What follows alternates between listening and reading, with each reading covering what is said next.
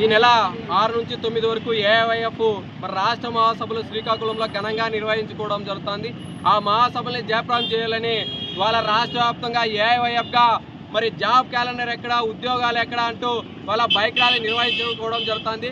కూటమి ప్రభుత్వం ఏదైతే వాళ్ళ నారా లోకేష్ గారు ఉన్నారో మరి ఎన్నికల అనంతరం కూడా మరి ప్రతి జనవరిలో కూడా జాబ్ క్యాలెండర్ నిర్వహిస్తామన్నారు. వాళ్ళ జాబ్ క్యాలెండర్ గురించి ఎక్కడ మాట్లాడిన దాఖలాలు లేవు, చర్చించిన దాఖలాలు లేవు, ఎక్కడ కూడా జాబ్ క్యాలెండర్పై ఇప్పటి వరకు మాట్లాడిన దాఖలాలు లేవు. వెంటనే ఎవరైతే విద్యాశాఖ మరి ఇప్పుడు ప్రస్తుత ముఖ్యమంత్రి ఉన్నారో వాళ్ళు నారా లోకేష్ గారు వెంటనే తక్షణమే స్పందించి మీరు కూటమి ప్రభుత్వం ఏదైతే ఎన్నికల అనంతరం ఇచ్చిన హామీని ఖచ్చితంగా అమలు పరచాల్సింది. రాష్ట్ర వ్యాప్తంగా 2,35,000 ఉద్యోగాల ఖాళీలను భర్తీ చేయాల్సిందే.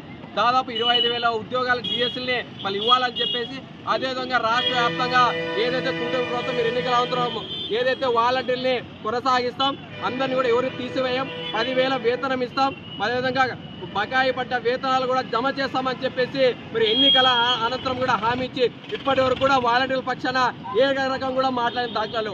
వెంటనే తక్షణమే వాలంటీర్ల ఖాళీలను భర్తీ చేయండి. ఏదైతే వాళ్ళ డిఎస్సీలు ఖాళీలు ఉన్నాయో 25,000 వరకు కూడా ఆ పోస్టులు భర్తీ చేయండి.